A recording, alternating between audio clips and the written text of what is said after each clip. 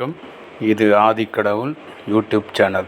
இன்றைக்கி நம்ம எதை பற்றி பார்க்க போகிறோன்னு பார்த்தீங்கன்னாக்கா, தாழ்வு மனப்பான்மை. ஆமாங்க, இன்றைய இளைஞர்கள் இளம்பெண்களிடம் மேலோங்கி இருக்கின்ற அந்த தாழ்வு மனப்பான்மை என்பதை பற்றி தான் இந்த காணொலியில் நம்ம பார்க்க போகிறோம். அதுக்கு முன்னே இந்த ஆதிக்கடவுள் யூடியூப் சேனல் எதற்காக ஆதிக்கடவுள் அப்படிங்கிற தலைப்பை நம்ம வச்சுருக்கிறோங்கிறத பார்த்திங்கனாக்கா, அகர முதல எழுத்தெல்லாம் ஆதிபகவன் முதற்றே உலகுன்னு திருவள்ளுவர் சொல்லியிருக்கிறார். அதுபோல் ஆதிக்கடவுள் என்றால் இந்த உலகத்தையே இயக்குபவன் அப்படிங்கிறது தான் பொருள். அப்படி இந்த சேனலுக்கு ஆதிக்கடவுள்னு பேர் வச்சதுக்கு காரணம், இறை சம்பந்தப்பட்ட அத்தனை விஷயங்களையும் நல்ல விஷயங்களையும் முழுமையாக நாம் பதிவிட்டு மற்றவர்களுக்கு தெரியப்படுத்த வேண்டும் என்பதற்காக தான் இந்த ஆதிக்கடவுள் யூடியூப் சேனலின் நோக்கம். பொதுவாகவே நம்ம பிறக்கும்போதே எல்லோரும் இறைவன் படைப்பில் ஒரே மாதிரியான பிறவிகளாக தான் பிறக்கிறோம். ஆனால் அதில் சில பேர் திறமைசாலிகளாகவும் சில பேர் திறமை அற்றவர்களாகவும் இருக்கிறார்கள் என்று பிரித்தாள்வது மனிதர்களுடைய சூழ்ச்சி தானே ஒழிய வேறு எதுவும் இல்லை. இங்கே திறமை இல்லாதவர்கள்னு பார்த்திங்கனாக்கா யாருமே கிடையாது. ஏன்னா எல்லாருக்குள்ளேயும் ஒவ்வொரு விதமான திறமைகள் இருக்கும். அதுவும் இன்றைக்கு இருக்கின்ற இளைஞர்கள் இளம்பெண்களிடம் மிக அதிக அளவான திறமைகள் தன்னம்பிக்கைகள்லாம் இருக்குது. அதையும் தாண்டி சில இளைஞர்களும் இளம்பெண்களும் தாழ்வு மனப்பான்மை கொண்டு தனியாக முடங்கி கிடப்பது என்பது மிகுந்த வருத்தத்துக்குரிய ஒரு நிகழ்ச்சி. இதற்கு மூல காரணம் யார் என்று பார்த்தால், அவர்களது உறவினர்களோ அல்லது அவர்களது நண்பர்களோ அல்லது அவர்களுக்கு மிக தெரிந்தவர்களாக மட்டும்தான் இருக்க முடியும். கற்றது கையளவு, கல்லாதது உலகளவு என்பார்கள். அதுபோல் இங்கே எல்லாம் தெரிஞ்சவங்கன்னு யாருமே கிடையாது. சில பேர் எந்த விதமான திறமையுமே இல்லாமல் திடீர்னு ஏதோ ஒரு அதிர்ஷ்டத்தினாலேயும் ஏதோ ஒரு சூழ்ச்சினாலேயும் முன்னுக்கு வந்துடுறது உண்டு. அப்படி முன்னுக்கு வந்தவங்க தான் திறமையை வெளிப்படுத்த துடிக்கிறவங்கள பார்த்து, உங்களுக்கு இதெல்லாம் தேவையா, உன்னாலலாம் முடியாது அப்படின்னு சொல்லி அவங்கள வார்த்தைகள் ரீதியாக அவர்களை பலவீனப்படுத்தி விடுவார்கள். அப்படி அந்த பலவீனத்தை ஏற்படுத்துபவர்களிடமிருந்து நாம் தள்ளி இருந்தாலே போதும். நமது முழு திறமைகளையும் வெளிக்கொண்டு வந்து நம்மால் வெற்றி பெற முடியும் என்பது உண்மை. நான் எவ்வளவுதான் முயற்சி பண்ணாலும் சரி, எத்தனையோ தடவை முயற்சி பண்ணிட்டேன், இது வரைக்கும் 100 தடவை முயற்சி பண்ணியிருப்பேன், ஆனால் 100 தடவையும் நான் தோற்றுட்டேன் அப்படின்னு நினைக்கிறவங்களா கூட நீங்கள் இருக்கலாம். ஏன் நீங்கள் 100 தடவை தோற்றுட்டீங்கன்னு நினைக்கிறீங்க? 100 தடவையும் முயற்சி பண்ணிக்கிட்டே இருக்கீங்க. அதை நிறுத்திடாதீங்க. ஒரு நாள் உங்களுடைய முயற்சி நீங்கள் சொல்கிற அந்த தோல்விங்கிறது பயந்து வெற்றிக்கு உங்களை கொண்டு செல்லும். இங்கே ஜெயித்தவங்க எல்லாருமே அவங்களுடைய திறமையினால் ஜெயித்தவங்களை விட அவங்களுடைய பின்னணியை வச்சு முன்னுக்கு வந்தவங்க தான் நிறைய பேர். அந்த 1-2 திறமைகளால் ஜெயித்தவங்கக்கிட்ட போய் நீங்கள் கேட்டு பாருங்கள், அவங்கக்கிட்ட இருக்கிற அந்த தன்னம்பிக்கை என்னங்கிறத நீங்கள் அப்போ உணர்ந்து கொள்வீங்க. ஒரு பாடலில் சந்திரபாபு பாடியிருப்பார், வெற்றி பெற்ற மனிதர் எல்லாம் புத்திசாலி இல்லை, புத்தியுள்ள மனிதர் எல்லாம் வெற்றி காண்பதில்லை. ஆக ஜெயித்தவங்க எல்லாம் புத்திசாலி கிடையாது. நீங்கள் 100 தடவை முயற்சி பண்ணியும் உங்களுக்கு பலன் இல்லைன்னாக்கா, கடவுள் உங்களை மிகப்பெரிய உச்சத்திற்கு கொண்டு போவதற்கு உங்களை தயார்படுத்திக்கிட்டு இருக்கிறாருன்னு நினச்சிக்கிங்க. அதுதான் உண்மையும் கூட. உடனே கிடைக்காம உங்களுக்கு அனுபவத்தை கொடுத்து ஒரு உயர்ந்த நிலைக்கு கடவுள் உங்களை கொண்டுட்டு போய் உட்கார வைக்க போகிறாருனாக்கா, அந்த இடம் உங்களுக்கு நிரந்தரமான இடம் என்பதை நீங்கள் உறுதியாக நம்புங்கள். தன்னம்பிக்கையை மட்டும் எப்பையும் இழந்து விடாதீர்கள். சில பேர் அவங்கள ரொம்ப பெரிய அறிவாளியாக நினச்சிட்ருப்பாங்க.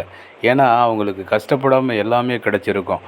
அதனால் கஷ்டப்பட்டு தான் திறமையால் முன்னுக்கு வரணும்னு துடிக்கிறவங்கக்கிட்ட அவங்களுடைய வார்த்தை எப்படி இருக்கும்னா, ஏப்பா உனக்கு தான் அது சரி வரலல்ல, எதுக்கு அப்புறம் சும்மா அதையே நீ முயற்சி பண்ணிகிட்ருக்கிற, பேசாமல் பிழைக்கிற வேலையை பாரு, வேறு ஏதாவது செஞ்சு குடும்பத்தை காப்பாற்றுற வேலையை பாரு, இது போன்ற வார்த்தைகள் கஷ்டப்படாமல் எல்லாத்தையுமே அனுபவிச்சிட்ருக்கிற ஒருத்தர்னால தான் சொல்ல முடியும். இதுலேயே இன்னொரு பிரிவு இருக்குது. அவங்க எப்படின்னா எப்போவுமே முயற்சியே பண்ண மாட்டாங்க. இருக்கிறத வச்சே வண்டி ஓட்டிகிட்ருப்பாங்க. அவங்களும் என்ன பண்ணுவாங்கனாக்கா, அந்த முயற்சி பண்ணிகிட்ருக்கிறவங்கள பார்த்து இருக்கிறது போதும்னு நினச்சி சந்தோஷப்பட, எதுக்கு தேவையில்லாமலாம் பண்ணிகிட்ருக்கிற அப்படிங்கிறத அவங்களும் சொல்லுவாங்க.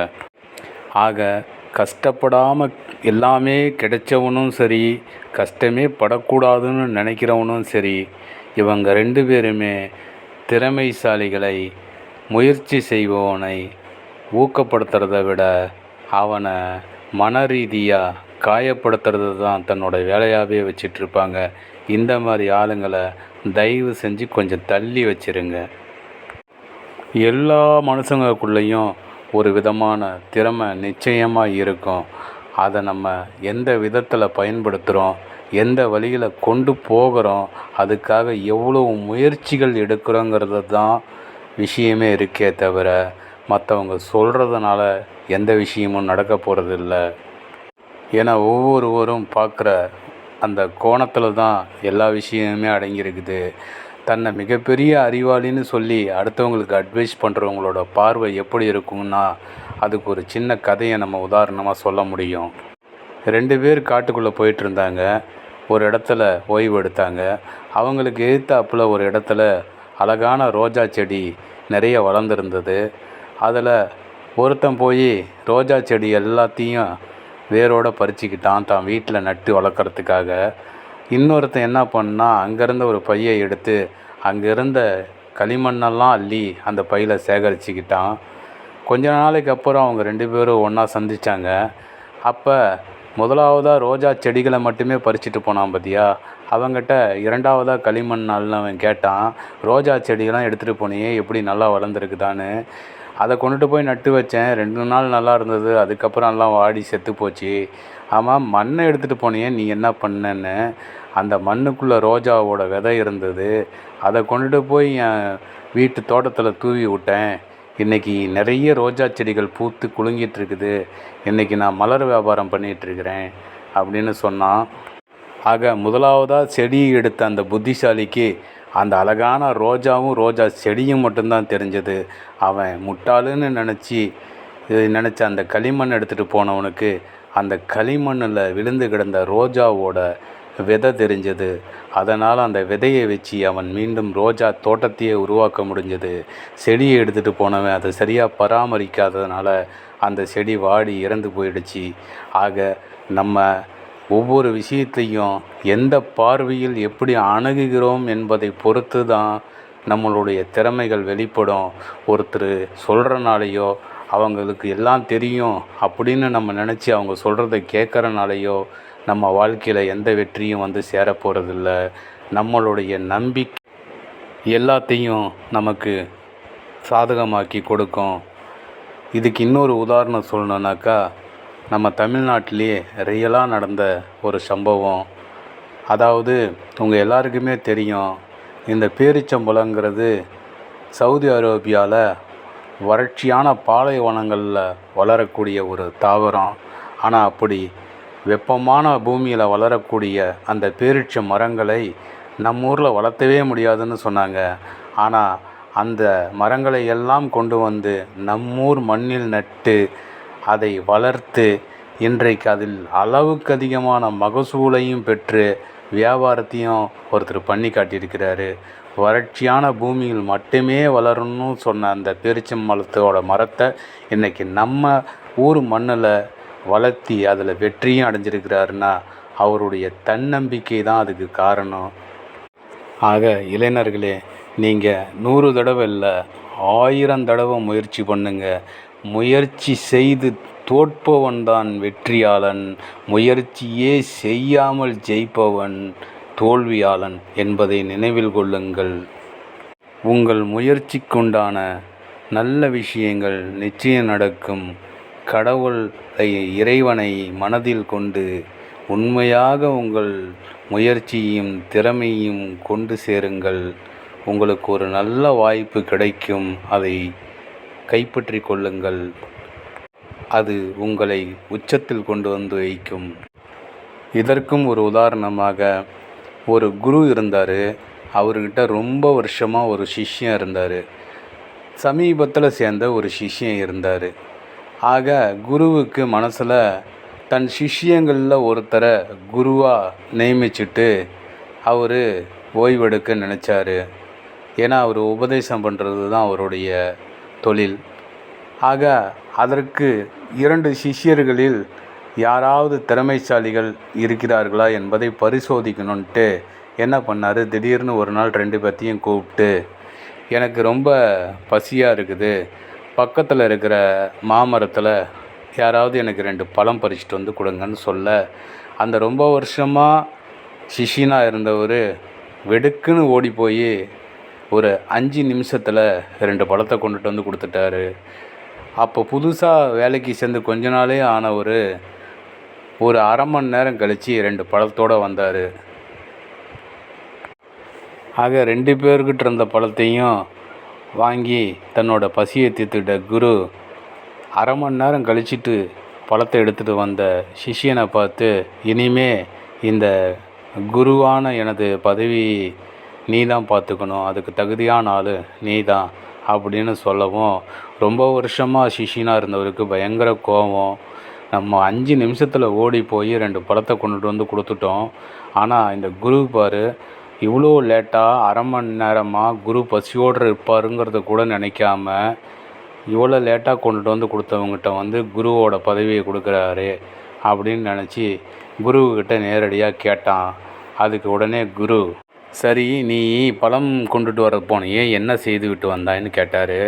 உடனே அந்த ரொம்ப வருஷமாக சிஷியனாக இருந்தவர் சொன்னார், நீங்கள் பசிக்குதுன்னு சொன்னதும் நேராக மாமரத்துக்கிட்ட ஓடினேன் குருவே, அங்கே பயங்கரமாக முள்ளு செடியாக வளர்ந்துருந்தது, அந்த முள்ளுக்குள்ளெல்லாம் பூந்து எப்படியோ கஷ்டப்பட்டு போய் 2 பழத்தை வேக வேகமாக பிச்சுட்டு ஓடி வந்து கொடுத்துட்டேன், பாருங்கள் முள்ளு குத்தின காயமெல்லாம் உடம்புல இருக்குது அந்த சிஷியன் சொல்ல, உடனே குரு 2வதாக அரை மணி நேரம் கழித்து வந்தவர்கிட்ட கேட்டார், நீ என்ன பண்ணின அப்படின்னு. உடனே அதுக்கு அந்த சிஷியன் சொன்னான், குருவே நான் மாமரத்துக்கிட்ட போனேன், நான் போகும்போது அந்த இவர் சொன்னது மாதிரியே அங்கே ஏகப்பட்ட முள்ளாக இருந்தது. உடனே என்ன பண்ணினேன், அந்த முள்ளு செடியெல்லாம் ஒவ்வொன்றா பிடுங்கி அந்த இடத்தை அப்புறப்படுத்தி அதை சுத்தப்படுத்தி அதுக்கப்புறமா 2 பழம் பிச்சுட்டு வந்தேன், அதனால தான் லேட்டாகிடுச்சு அப்படின்னு. சரி, எதற்காக அந்த முள்ளு செடியெல்லாம் நீ அப்புறப்படுத்தின அப்படின்னு. இப்போ நீங்கள் எங்ககிட்ட பசிக்குதுன்னு கேட்டீங்க, நாங்கள் இருந்தோம் பக்கத்தில், அதனால் ஓடி போய் உங்களுக்கு நாங்கள் பழத்தை கொண்டுட்டு வந்து கொடுக்க முடிஞ்சிச்சு. நாங்கள் இல்லாத நேரத்தில் உங்களுக்கு பசி எடுத்தால் நீங்கள் அந்த முள்ளு செடிகளை எல்லாம் தாண்டி சென்று எப்படி அந்த பழத்தை பறித்து உங்களோட பசியை தீர்த்து கொள்வீங்க? அதுக்காக தான் நீங்கள் சுலபமாக போய் அந்த பழத்தை பறித்து உங்களுடைய பசியை ஆற்றிக்கொள்வதற்காக அந்த முள்ளு செடியெல்லாம் நான் சுத்தம் பண்ணிட்டு வரத்துக்கு கொஞ்சம் லேட் ஆகிடுச்சின்னு சொல்லி அந்த 2வதாக லேட்டாக வந்த சிஷியன் சொன்னான். அப்போது குரு அந்த ரொம்ப வருஷமாக சிஷியனாக இருந்தவரை பார்த்து கேட்டார், இப்போது புரிகிறதா உனக்கு ஏன் இந்த குரு பதவியை நான் இவனுக்கு தர முடிவு செய்தேன் என்றுன்னு? அது 1000 பேர் 1000 சொன்னாலும் கூட இளைஞர்கள் எப்பொழுதுமே தங்களுடைய நம்பிக்கையை மட்டும் இழந்து விடக்கூடாது. நீங்கள் எப்படி அப்படின்னு என்னை கேட்கலாம். 50 வயசுலேயும் அந்த நம்பிக்கையோடு நான் இன்னமும் ஓடிக்கிட்டு தான் இருக்கேன், இன்னமும் ஓடுவேன். ஏன்னா என்னை ஓட வைக்கிறது என்னுடைய 13 வயதிலிருந்து 50 வயது வரைக்கும் அந்த நம்பிக்கை தான். அந்த நம்பிக்கை இன்னமும் என்னை ஓட வைக்கும். அதனால தான் நான் இன்னமும் ஓடிக்கிட்டு இருக்கேன்.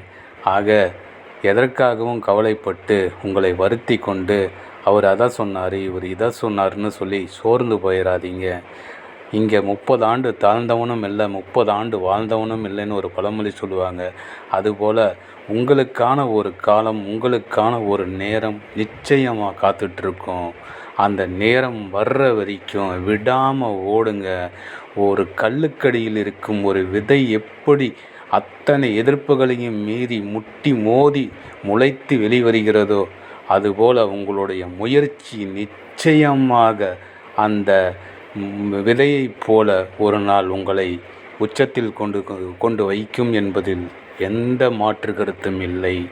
ஆக தன்னம்பிக்கையை மட்டும் இழந்து விடாதீர்கள், தவறான பாதைக்கு சென்று விடாதீர்கள். யார் எத்தனை குறைகளை சொல்லினாலும் சரி, உங்கள் முயற்சியை திருவினையாக்கும். அந்த முயற்சியை மட்டும் விட்டுவிடாதீர்கள் என்று கூறி நன்றி கூறி விடைபெறுகிறேன். நன்றி, வணக்கம்.